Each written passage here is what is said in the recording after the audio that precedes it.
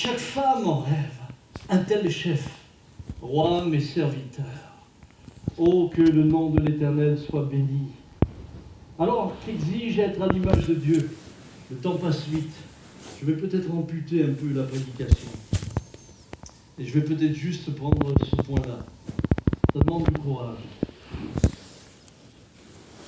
Ça demande de la communion avec Dieu. Ça demande de la relation. Mes frères, vous ne serez jamais plus que ce que vous êtes dans votre communion avec Dieu.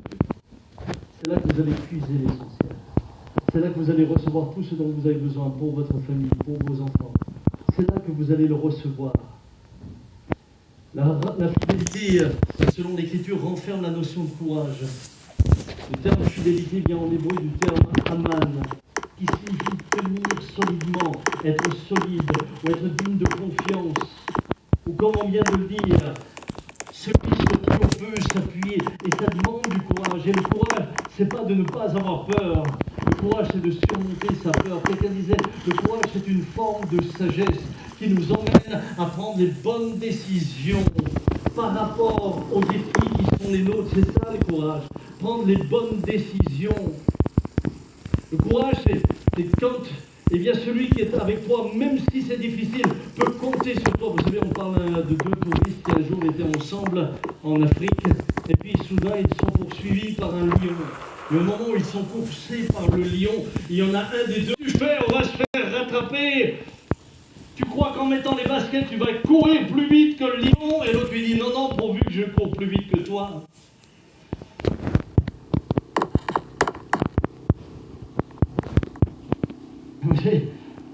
Vous avez beaucoup de gens qui sont comme ça.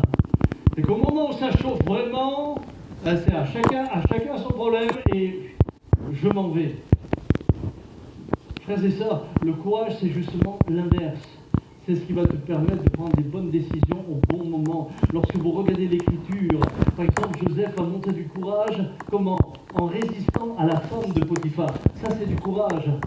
Il résiste à la femme. Mais comment va se manifester ce courage? Bizarrement, ce courage va se manifester par une forme pour nous extérieure de lâcheté, puisqu'il s'enfuit. Mais des fois, le courage te dicte de t'enfuir et de ne pas rester. Et parfois, il faut plus de courage pour t'enfuir que pour rester. En tout cas, dans une situation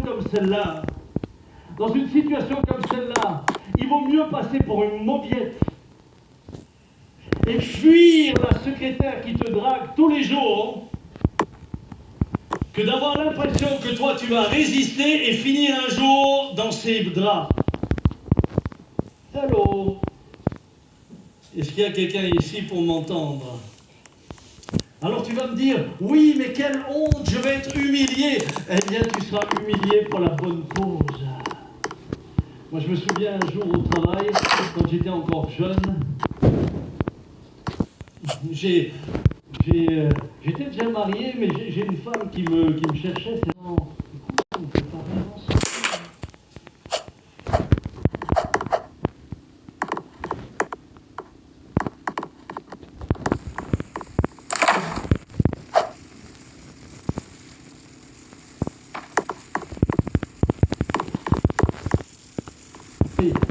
Le téléphone, eh bien, j'en enlève certains abonnements. Et le moment où le courage, c'est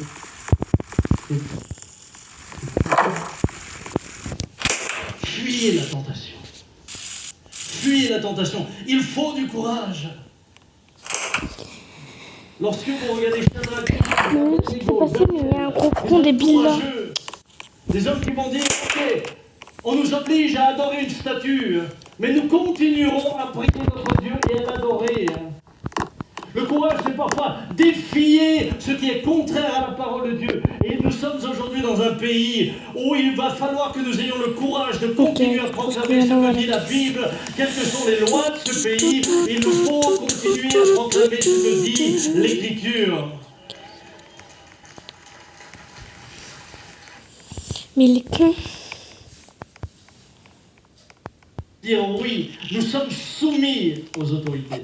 Nous sommes soumis à notre Waouh, pays. c'est pour ça que je suis inscrite pour moi. Beau pour moi. Mais bon. Nous avons le devoir de Je sais pas en fait s'il est moche pour vous, mais il est beau pour bien moi. d'autres exemples encore. Mais j'aimerais simplement dire Voilà. que le courage, il faut du courage pour éduquer ses enfants aujourd'hui. Il faut du courage pour les éduquer autrement que la société vous l'impose et la pression qui s'impose sur vous. La pression par les réseaux sociaux, la pression par les lois. Il faut du courage pour élever ses enfants. Il faut même du courage encore aujourd'hui pour parfois les corriger. Vous avez deux rangées, déjà tout le monde me regarde qui crie papa. Papa, papa. Je dis oui. Est-ce qu'un tiers de poulet c'est plus qu'un demi? J'ai regardé celui à côté de moi, je dis c'est votre fils.